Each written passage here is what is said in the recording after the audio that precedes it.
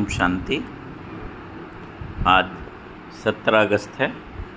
आज बाबा ने प्यार को डिफ़ाइन किया है। आज की मुरली में बाबा ने पूरा जोर जो दिया है कि सच्चा प्यार क्या है, अविनाशी प्यार क्या है। तो उस प्यार की गहराई में, प्यार के अर्थ की गहराई में आज बाबा ने महावाक्य उच्चारित किए। तो आज की मुरली से सार है, मीठे बच्चे, विनाशी शरीरों से प्यार न करके अविनाशी बाप से प्यार करो तो रोने से छूट जाएंगे। है ना, कितना अच्छा मुरली का सार है कि विनाशी शरीरों से प्यार न करके अविनाशी बाप से प्यार करो तो रोने से छूट जाएंगे। प्रश्न है, अनराइटियस प्यार क्या है और उसका परिणाम क्या होता है? उत्तर है, विनाशी शरीरों में मोह रखना अनराइटियस प्यार है। जो विनाशी चीज़ों में मोह रखते हैं वे रोते हैं, क्योंकि विनाशी शब्द ही है विनाशी। जो खत्म होने वाला है उससे मोह रहेगा तो कष्ट ही होगा, रोएंगे। देह अभिमान के कारण रोना आता है। सतयुग में सब आत्माभिमानी हैं, इसलिए रोने की बात ही नहीं रहती। जो रोते हैं वह खोते हैं। अविनाशी बाप की अविनाशी बच्चों को अब शिक्षा मिलती है, देही अभिमानी बनो तो रोने से छूट जाएंगे। है ना, सतयुग है हंसने की दुनिया, आनंद की दुनिया। तो इसलिए बाबा ने जो मूल मंत्र है ना, देही अभिमानी बनना है, तो बाबा ने बोला रोने से छूट जाएंगे। ओम शांति। ये तो बच्चे ही जानते हैं कि आत्मा अविनाशी है और बाप भी अविनाशी है, तो प्यार किसको करना चाहिए? है ना, अविनाशी को करना चाहिए। अविनाशी आत्मा को, अविनाशी को ही प्यार करना है, विनाशी शरीर को थोड़ी प्यार करना चाहिए। सारी दुनिया विनाशी है, हर एक चीज़ विनाशी है, ये शरीर विनाशी है और आत्मा अविनाशी है। बाबा ने कई बार बोला 3 चीज़ें अविनाशी है, आत्मा, परमात्मा और प्रकृति। आत्मा का प्यार अविनाशी होता है, आत्मा कभी मरती नहीं, उसको कहा जाता है राइटियस, है ना, सत्य। बाप कहते हैं तुम अनराइटियस बन गए हो। वास्तव में अविनाशी का अविनाशी के साथ प्यार होना चाहिए, माने आत्मा भी अविनाशी और परमात्मा भी अविनाशी। तुम्हारा प्यार विनाशी शरीर के साथ हो गया, इसलिए रोना पड़ता है। अविनाशी के साथ प्यार नहीं, विनाशी के साथ प्यार होने से रोना पड़ता है। अभी तुम अपने को अविनाशी आत्मा समझते हो तो रोने की बात नहीं, क्योंकि आत्माभिमानी है। तो बाप अब तुम बच्चों को आत्माभिमानी बनाते हैं, देह अभिमानी होने से रोना पड़ता है।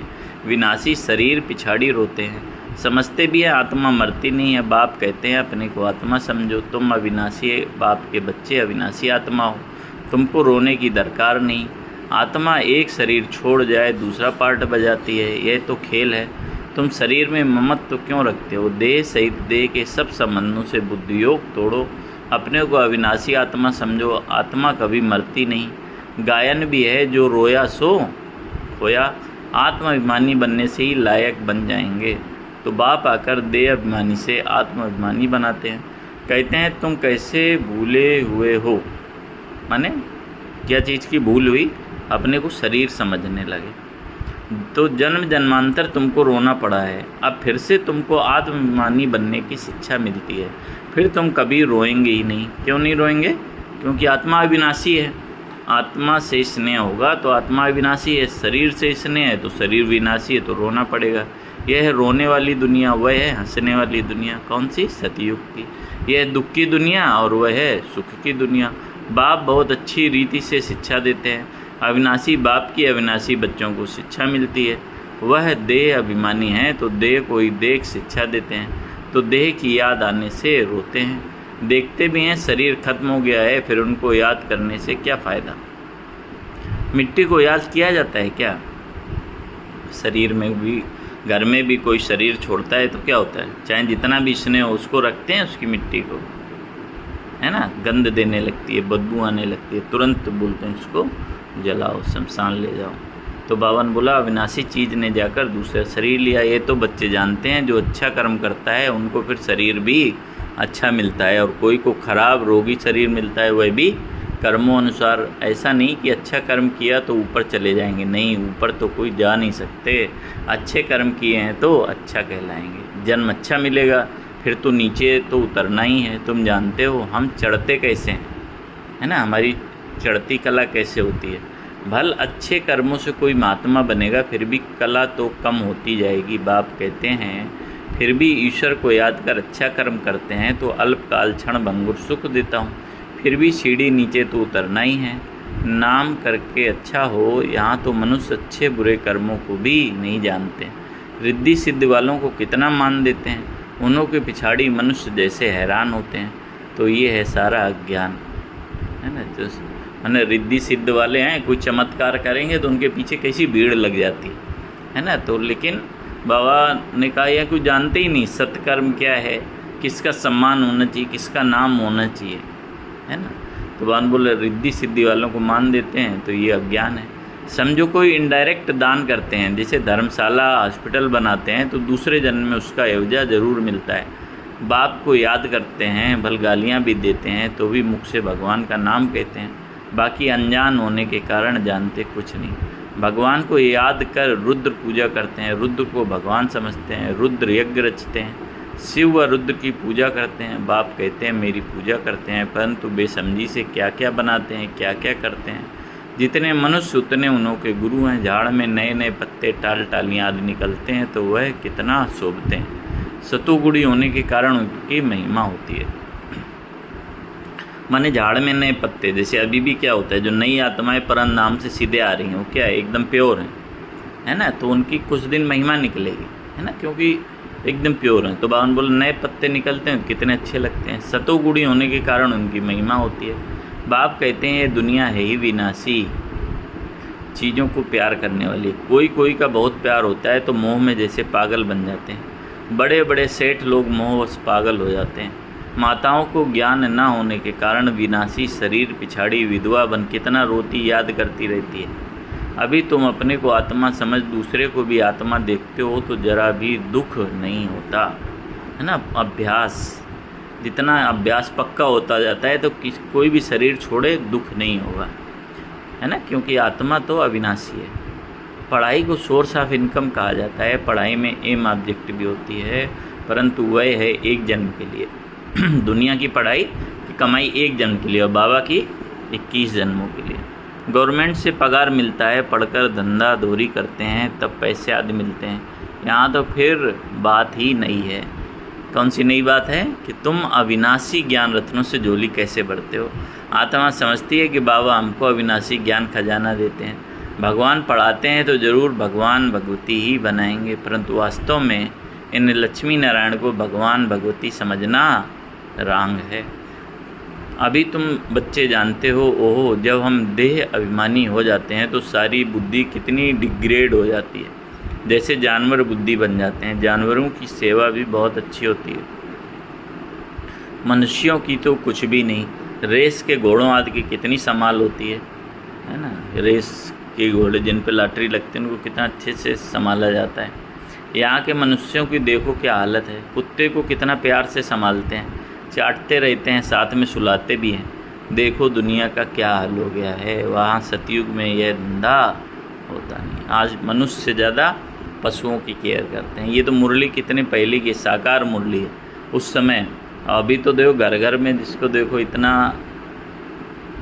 ये नया फैशन है कि कुत्तों से प्यार करते हैं, चाटते हैं, साथ में सुलाते भी हैं, है ना। देखो क्या हाल हो गया है। सतयुग में यह धंधा होता नहीं। तो बाप कहते हैं बच्चों तुमको माया रावण ने अनराइटियस बना दिया है।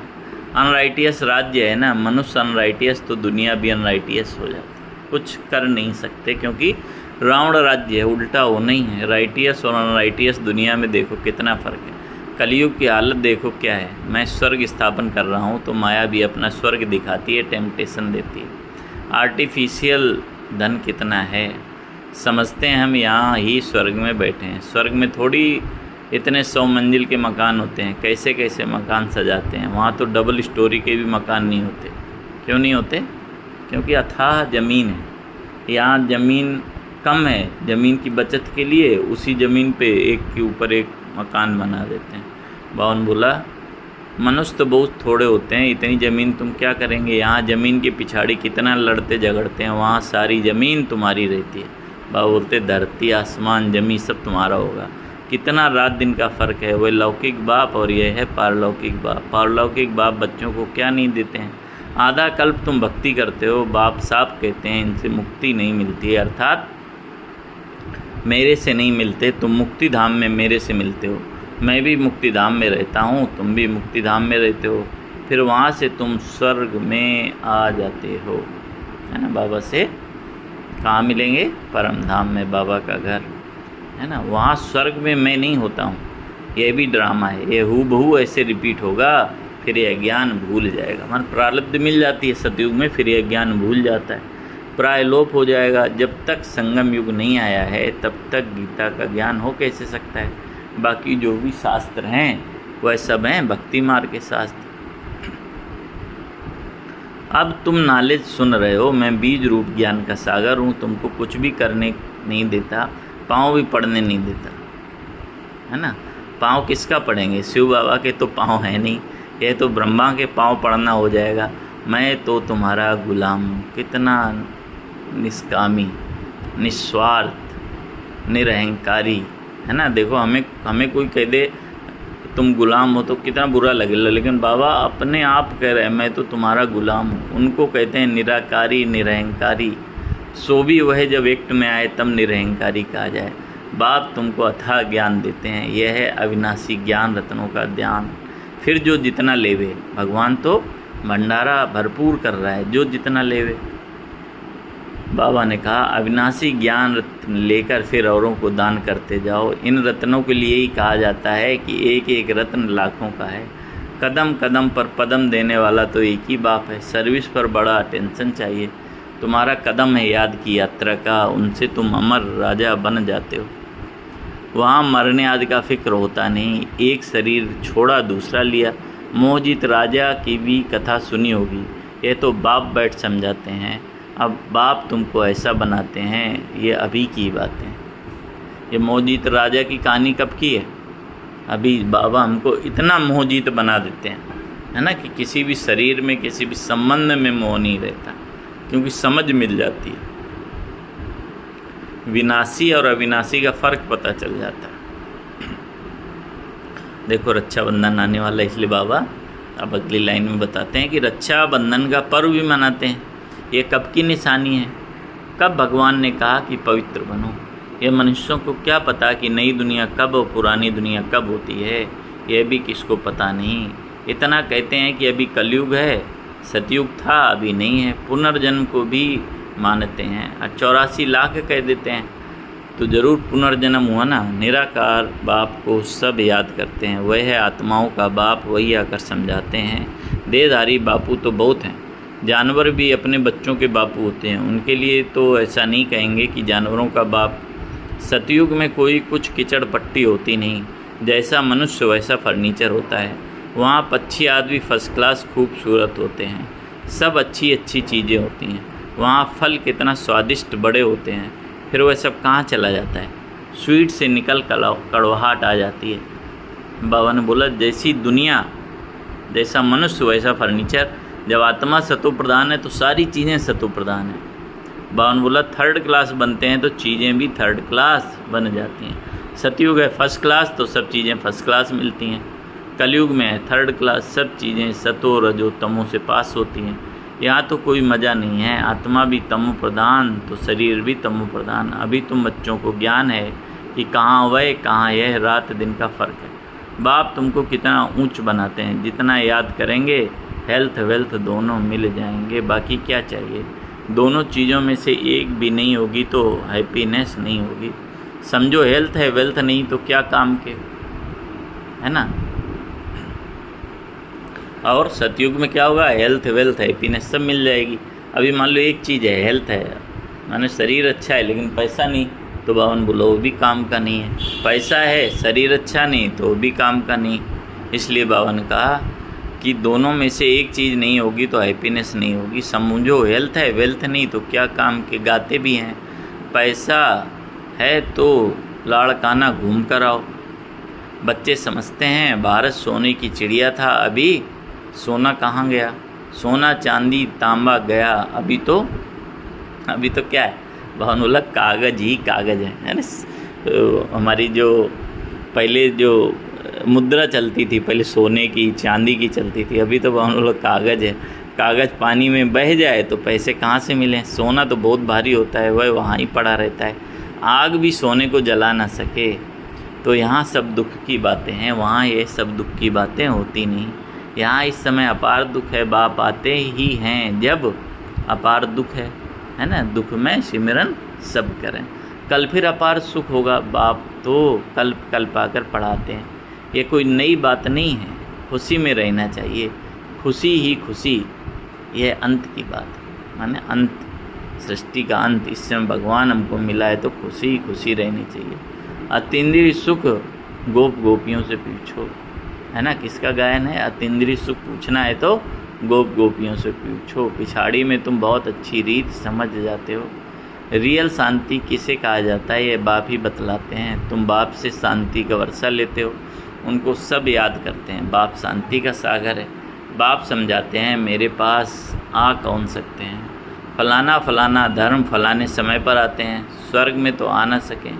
अभी साधु संत ढेर निकल पड़े हैं तो उनकी महिमा होती है। पवित्र हैं तो उनकी महिमा जरूर होनी चाहिए। अभी नए उतरे हैं, माने नई आत्माएं जब परम धाम से आती हैं तो महिमा होती है।